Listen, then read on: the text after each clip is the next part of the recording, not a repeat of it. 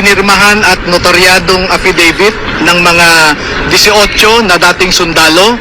At uulitin ko, 2 ang dating konektado sa Philippine Army at 16 ang dating Philippine Marines. Isinumite po namin sa Office of the Ombudsman dahil ang opisina na ito ang merong primary jurisdiction na mag-imbestiga kung ang nasasangkot ay ang mga opisyal ng gobyerno. Walang ibang pwede naming pagsumitehan, hindi po pwede po sa DOJ, lalo nang hindi rin po sa Senado o sa Kongreso. Maski sa Regional Trial Court, no? Walang ibang opisina na po pwedeng tumanggap at magproseso ng complaint na ito kundi ang Office of the Ombudsman. Sir, sinong inirereklamo ninyo? Ano po yung reklamong inihain ninyo? O nirefer nyo lang ito para imbestigahan ng Ombudsman? Okay, nirefer namin sa Office of the Ombudsman para magkaroon lamang ng prima facie proof na merong offense na nakumit at ang mga napangalanan doon ay maaaring guilty sa mga offenses na ito. Ano ang mga offenses na ito? Ito ay mga pupwedeng violations ng Republic Act 3019 o yung Anti-Graft and Corrupt Practices Act. Number 2, yung Republic Act 6713 na nagbabawal na tumanggap ang mga opisyal ng kahit anumang regalo at kailangang ang isumite nilang SALN o yung Statement of Assets, Liabilities and Net Worth ay dapat totoo at hindi falsifikado. Ang basehan po namin ay tumanggap sila ng milyon-milyon na pera pero hindi po yan naipakita sa kanilang SALN.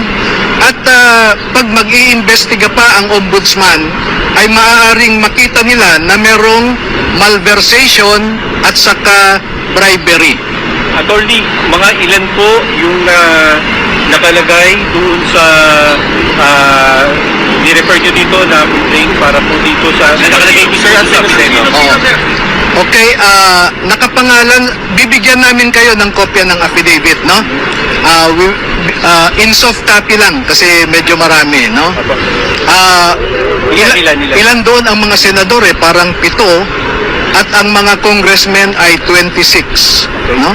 At maliban diyan, may mga ibang opisyal ng gobyerno katulad nung taga Bucor, taga Department of Agriculture, at sa ngayon, yun ang maalala ko. Bakit mo nasama sa listahan?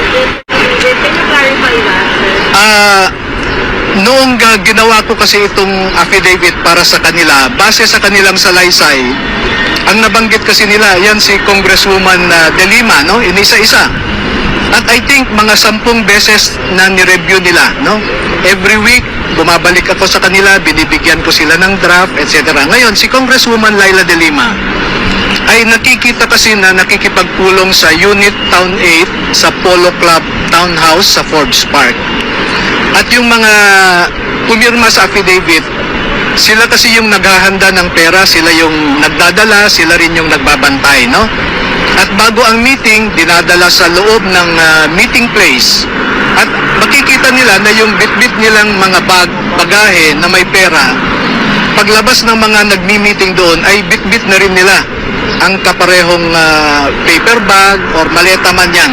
At isa si Congresswoman Laila De Lima na nakita nila mismo, eyewitness, na nagdala ng paper bag na may salapi sa loob na hindi magkukulang na 5 milyon.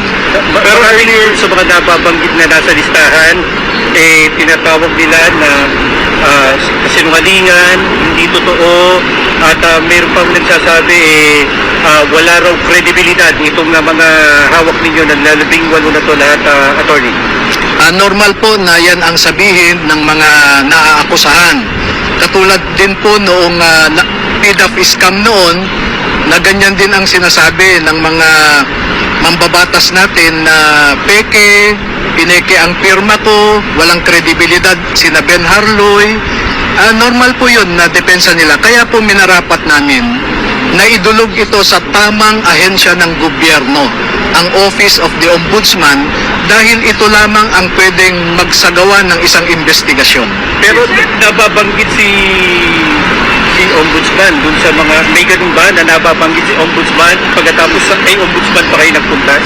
Oo, nabanggit si Ombudsman Remulla dahil sa bahay niya nagkaroon ng isang meeting ang mga taga-ICC.